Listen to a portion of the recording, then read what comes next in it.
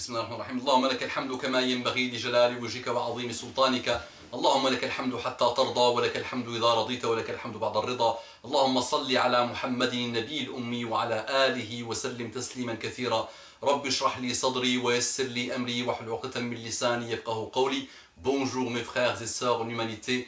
Et je n'oublie pas, salam alaikum wa rahmatullahi wa barakatuhu. Qu'Allah guide mes frères et sœurs en humanité, qu'Allah nous pardonne, qu'Allah nous donne la sincérité du cœur et des actes. Et je sais que tu as oublié de dire Allahumma salli wa sallim ala habibina Muhammad. Dis sallallahu alayhi wa sallam. Un article que j'avais écrit il y a quelque temps et qui est toujours à l'ordre du jour, Inch'Allah. Salam alaikum wa rahmatullahi wa barakatuhu. Que la paix de Dieu, d'Allah, sa miséricorde et ses bénédictions soient sur vous, mes frères et sœurs, partout dans le monde. Voici, mes frères et sœurs, un premier écrit que j'avais élaboré qui exprime un peu le sens et le pourquoi du comment de ma démarche relative aux divisions et aux sources des divisions. De prime abord, sachez que l'unique objectif de ma démarche est justement d'essayer de combattre calmement et sereinement tout ce qui est et qui a été source de fitna et de conflits entre les musulmans. Mes frères et sœurs, l'heure est vraiment grave pour notre Ummah. Et nous devons saisir chaque seconde qu'Allah nous donne pour transmettre le message d'Allah de la manière la plus sage qui soit, en renforçant nos points communs et en s'éloignant des sources de division. Cet article est dans la continuité d'un long travail pour apporter, Inch'Allah, ma pierre à l'édifice avec une sincérité maximale et totale par la grâce d'Allah subhanahu wa ta'ala. Mes frères et sœurs, nous sommes dans un monde de fitna. Et nous devons nous interdire d'en rajouter encore. Les humains / musulmans ne seront jamais d'accord sur tout, mais il faut qu'ils apprennent à se respecter malgré leurs différences. Avoir l'accord des humains sur tout est une pure utopie. Et ce n'est ni l'objectif, ni le but, ni même le rêve, car les humains ont trouvé le culot de ne pas être d'accord avec Allah subhanahu wa ta'ala. Comment leur demander d'être entièrement d'accord entre eux et avec les serviteurs d'Allah? Mais la manière d'être ou de vivre l'islam chez un de mes frères, et même s'il est différent de moi, ne doit pas être l'origine de la haine, des divisions et du mépris envers lui et envers ce qu'il représente. Mes frères et sœurs, il y a des guerres qui ont été lancées juste après la mort de notre bien-aimé Muhammad sallallahu alayhi wa sallam. Et le champ de bataille reste toujours nos cœurs et nos vies. Donc je vous rappelle qu'il y a eu des guerres qui ont été lancées juste après la mort de notre bien-aimé Muhammad sallallahu alayhi wa sallam. Et le champ de bataille reste toujours nos cœurs et nos vies. L'heure est enfin arrivée pour que les musulmans, tirent les leçons de l'histoire humaine et de l'histoire musulmane. L'heure est grave et les musulmans doivent s'unir autour de l'attestation de foi musulmane, autour des multitudes de facteurs qu'ils ont en commun. Les musulmans doivent unir leurs forces pour les priorités de cette époque extrêmement dangereuse et instable. Mes frères et sœurs, est-ce que vous vous êtes déjà posé les questions suivantes et d'autres? Qui a tué Omar ibn al-Khattab? Qui a tué Uthman ibn Affan? Qui a tué Ali ibn Abi Talib? Qui a tué Al-Hussein ibn Ali, qui était la prunelle des yeux et du cœur de notre bien-aimé Muhammad sallallahu alayhi wa sallam? Qui a tué beaucoup des membres de la famille de notre bien-aimé Muhammad sallallahu alayhi wa sallam, alors qu'il ne s'était même pas écoulé 50 ans après sa mort sallallahu alayhi wa sallam? Qui a empoisonné, d'après pas mal de versions, qui a empoisonné Al-Hassan ibn Ali, qui était le petit-fils de notre bien-aimé Muhammad sallallahu alayhi wa sallam et la prunelle de ses yeux et de son cœur? Qui a tué Zubayr ibn al-Awwam? Qui a tué Abdullah ibn Zubayr? Qui a tué Talha ibn Ubaydillah? Qui a tué Ammar ibn Yasir? Qui a brûlé la Kaaba à 2 reprises? Qui a encerclé la Kaaba à plusieurs reprises? Et même en cette époque contemporaine, entre parenthèses, il y a une 30aine d'années, ce sont les mécréants qui l'ont libéré. Rappelez-vous de la grande fitna d'Al-Juhayman. Al-Juhayman, il a encerclé la Kaaba avec une bande de ses amis il y a 30 ans, en l'an 1400 hijrienne. Pourquoi? Je vais vous dire pourquoi. Ok.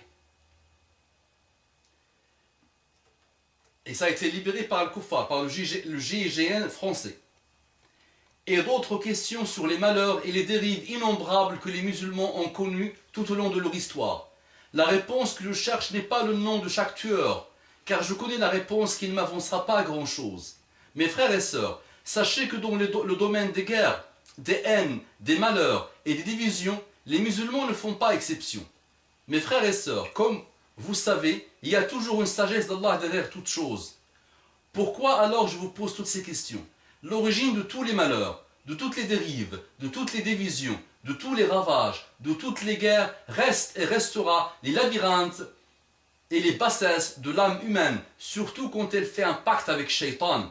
Nous devons pousser le raisonnement à l'extrême pour comprendre ce qui se passe dans Nafs, pour qu'elle provoque ce type de dérive et pour qu'elle déclenche ce type de ravage. Les questions que je me pose sont en partie la réponse du pourquoi, du comment, de mes articles et de mes interventions vidéo. Le danger pour l'islam, pour les musulmans et pour le monde ne vient pas des ennemis de la Ummah. Il vient malheureusement des musulmans eux-mêmes, comme l'a prouvé les hadiths de notre bien-aimé sallallahu alayhi wa sallam, et l'histoire musulmane. Ce que j'essaie de faire, c'est de montrer aux musulmans ce que le nafs et shaitan peuvent faire, alors que souvent les sentiments de départ sont humbles. Mes interventions ne visent jamais une personne en particulier, mais plutôt les musulmans et plus globalement les humains. Ma réflexion résulte de l'observation extrêmement profonde du Coran, de la méditation globale de la vie sur la vie de notre bien-aimé Muhammad sallallahu alayhi wa sallam et de son comportement global, de l'histoire humaine et des leçons extrêmement riches qu'elle nous offre, de l'histoire musulmane et des leçons extrêmement riches qu'elle nous offre, des musulmans avec leurs différents groupes que j'ai mis du temps à observer et à étudier. Je mets le pseudo pour ceux qui ne comprennent pas ce que je cache derrière le pseudo. Le pseudo, c'est l'ad'iya, c'est celui qui prétend être, c'est ceux qui prétendent être quelque chose alors qu'ils sont les plus loin de la chose. Je ne prends jamais le risque de mettre le mot sans pseudo, parce que le mot sans pseudo est phénoménal. Par exemple, donc des musulmans avec leurs différents groupes que j'ai mis du temps à observer et à étudier. Les pseudo-chiites. Il y a une différence avec les chiites, les vrais, et les pseudo-chiites. Parce qu'il y a eu des vrais. Il y a eu beaucoup de dérives à cause des pseudo-chiites, mais il y a des gens, depuis la mort de Mohammed sallam, qui étaient des vrais chiites. Et là, Inch'Allah, on entrera dans ce que c'est que le vrai chiite, la différence avec le pseudo-chiite. Les pseudo-sophies. Et j'insiste et je signe, et je persiste et je signe sur le mot pseudo. Et il y a des pseudo-sophies. Alors que le mot initial veut dire autre chose. Et il est vraiment loin de toute bid'a. Voir, Inch'Allah, les interventions qui vont suivre sur Al-Junayd et sur Abdul Qadr Al-Jilani et sur des gens de ce calibre. Les pseudo-salafis. Voilà, pseudo-salafis. Les salafis purs, c'est phénoménal. Les vrais, ils ne le disent pas cela. Mais les pseudo, c'est l'ad'iya. Ceux-là ont embrasé le monde. Et ils vont continuer à l'embraser malheureusement. Les pseudo-tabliri. Parce qu'il y a une différence entre celui qui vit pour le balar et le pseudo, qui a aussi fait pas mal d'innovations, malheureusement, dans la religion. Les pseudo-frères musulmans. Les frères musulmans sont le pseudo, sont énormes. Ils ont beaucoup compté dans l'histoire musulmane sur le dernier siècle et sur les siècles qui vont suivre, Inch'Allah. Mais le pseudo, c'est autre chose, malheureusement. L'histoire musulmane est pleine de ce type de pseudo-groupes qui sont la cause de guerres destructrices et de perte de temps et d'énergie détestables. Le monde est plein de ce type de pseudo-groupes qui passent leur temps dans la fitna et dans les divisions en laissant de côté les vraies priorités.